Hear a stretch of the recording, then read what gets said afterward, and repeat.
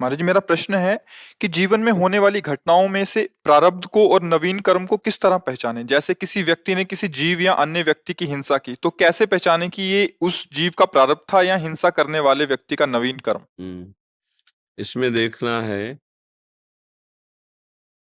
मूढ़ता और प्रारब्ध, दो चीजें हैं। और हमारा कोई आपसे झगड़ा करने का उद्देश्य नहीं है, और हम अचानक आपसे टकरा जाते हैं, आप हमें पीट देते हैं, बराबर में हम आपको पीट देते हैं। हमारा ना पीटना उद्देश्य था, ना झगड़ा उद्देश्य था, ना आपकी हानि पहुंचाना, पर एक घटना घट गई। इसमें है प्रारब्ध बलवान। और हम अंदर से जब इच्छा करते हैं, अच्छा ये वही जा रहा है ना, वो अमुक है ना, उसने प्रतिकूलता की थी ना, या किसी भी कारण से जब हम संकल्प बनाते हैं, इच्छा करते हैं, वो होता है नवीन कर्म। आप अपनी मूढ़ता के कारण, राग द्वेष के कारण जो नवीन कर्म संकल्प से, प्लान से किया जाता है, वो हमें आगे चल करके भोगना पड़ेगा। और कुछ कर्म ऐसे हो जाते हैं जो अनचाहे ढंग से होते हैं, उनमें हमारी कोई चाहत नहीं होती, हम चाहते हैं कि ऐसा हमसे ना हो, और अचानक बिना चाहे वो घट जाता है। इसका मतलब ये प्रारब्ध भोग था। अब जैसे हम इस बात को इसमें गंदे आचरणों की तरफ देखें, तो जो आचरण अंदर से वासना रूप उदय होकर के और उसका संकल्प बन रहा है, वो प्रारब्ध नहीं है, वो तुम्हारी वासना है, दुर्वासना है जो करा रही। नहीं तो अगर फिर उसको हम ढकेल सकते हैं कि अब ये हो गया तो प्रारब्ध होगा, इसलिए हो गया। नहीं, वासना भी तो रहती है ना, जो क्रियमाण कर्म है वो तो भी बनता है ना। तो वासना संकल्प से जो क्रियाएं हो रही हैं, वो तुम्हारी अशुभ हो या शुभ, वो तुम्हारा नवीन कर्म बन रहा है। और अचानक जो घटना घट गई, जैसे आपने बहुत सुंदर पढ़ाई पढ़ी, साल भर आपने बड़ी मेहनत की, और परीक्षा में भी आप उत्तीर्ण होने के लायक हैं, अचानक ऐसी घटना घट गई कि आप परीक्षा में पहुंच ही नहीं पाए, एक्सीडेंट हो गया, बड़ी हालत गंभीर हो गई। अब ये प्रारब्ध था। अब आप एक साल उद्दंडता करते रहे हो, परीक्षा में फेल हो रहे, तो प्रारब्ध नहीं था, ये तुम्हारा क्रीमाण था। इसी तरह से हम ये देख सकते हैं पूरे अपने जीवन चरित्र को, कि जो हम नहीं चाहते हैं, जैसे हम दुख नहीं चाहते हैं, कौन चाहता है दुख, लेकिन होता है ना, दुखद घटना होती है ना चाहने पर भी जो हो रही है। जैसे हमारी योग्यता नहीं है कि हम इतना धन भोगें, पर वो आगे प्रारब्ध में है, पूर्व में बहुत योग्य है, वो अधिकारी है उतने सुख भोगने का, पढ़ा लिखा इतना, लेकिन कोई जुगाड़ नहीं है, बढ़िया व्यवस्था है, तो उसका प्रारब्ध है। उसका क्रीमाण तो बहुत जोर का है, बहुत अच्छी पढ़ाई पढ़ी है, बहुत ग्रेजुएट है, उसके पास प्रमाण है इस बात का, पर उसके पास धन प्राप्ति का योग नहीं, प्रारब्ध है उसमें। कई तरह से, और कई ऐसे विषय होते हैं जिनका बुद्धि से निर्णय ही नहीं हो सकता, केवल विधाता जाने कि प्रारब्ध है कि क्रीमाण, समझ में ही नहीं आता। बड़ा सूक्ष्म विषय है ना।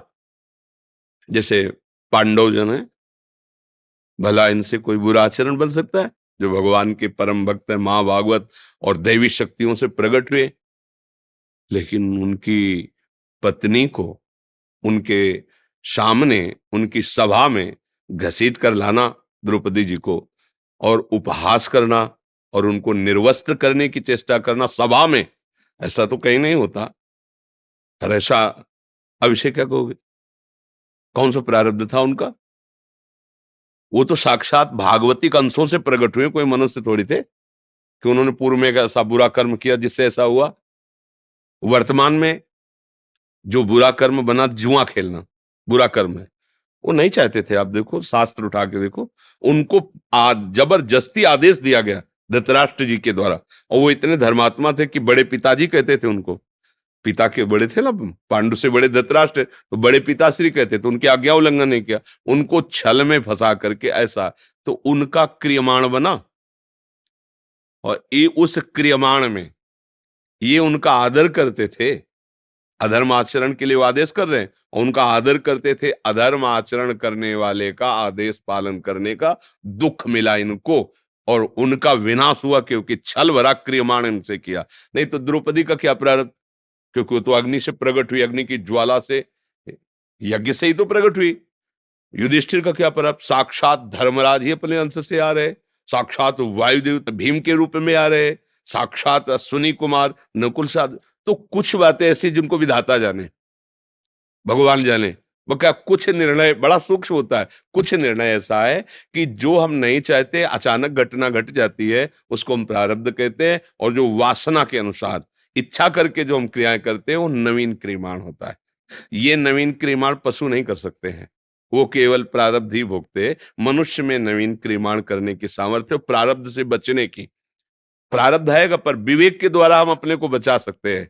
जैसे भारी विपत्ति आई तो हम विवेक लगाते हैं उसमें कि यदि आज दुखद परिस्थिति आई है तो कल सुखद परिस्थिति आएगी। मुझे विचलित नहीं होना है, मुझे धैर्यपूर्वक इसे काटना है, इसे सहना है। और वो सत्संग और नाम बल से आप सह सकते हैं, आप उसे काट सकते हैं, आप आगे बढ़ जाएंगे, निकल जाएंगे। और अगर आपके पास सत्संग या विवेक नहीं है, नाम बल नहीं, तो आप हताश निराश होकर के ऐसा भी कर बैठते हैं जो बहुत ही हानिकारक होता है।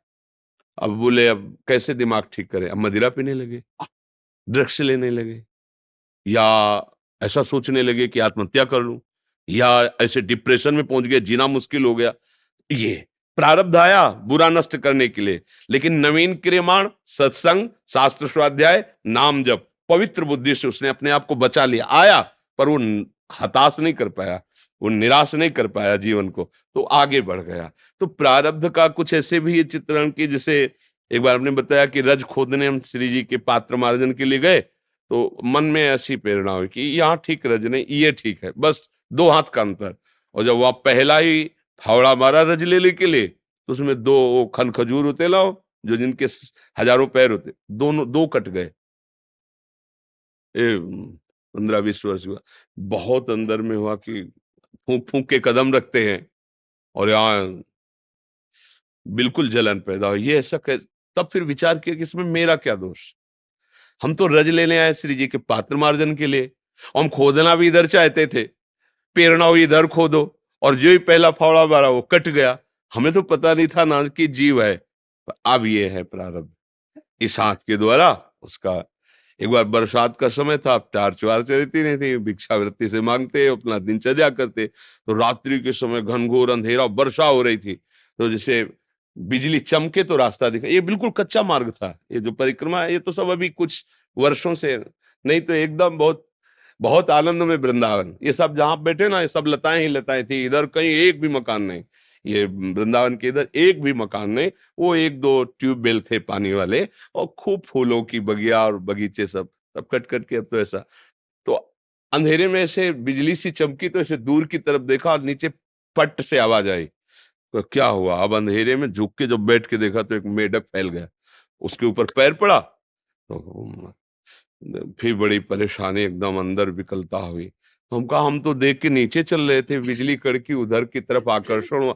फिर भी गोपाल शास्त्र नाम का पाठ किया, प्रभु से प्रार्थना की कि उस जीव को सदगति प्राप्त हो, मंगल हो और अपराध क्षमा हो। ऐसा बोध हुआ कि हमारी असावधानी हुई, अगर हम उधर ना देखते तो हम नीचे देख के चल रहे थे, शायद हम बच। फिर हम एक टार्च छोटी रखने लगे कि अंधेरा। तो कुछ ऐसी क्रिया होती जिनको ना चाहते हुए भी ऐसी बात बन जाती है, तो हमें लगता है उसमें उस जीव का प्रारब्ध होता है। जो, क्योंकि हमारी इच्छा तो नहीं ना, हमारा कोई संकल्प नहीं है किसी को दुख देने का, और अचानक घटना घट जाती है तो उसे प्रारब्ध कहते हैं। और जो संकल्प करके किया जाता है वो क्रियमाण होता है।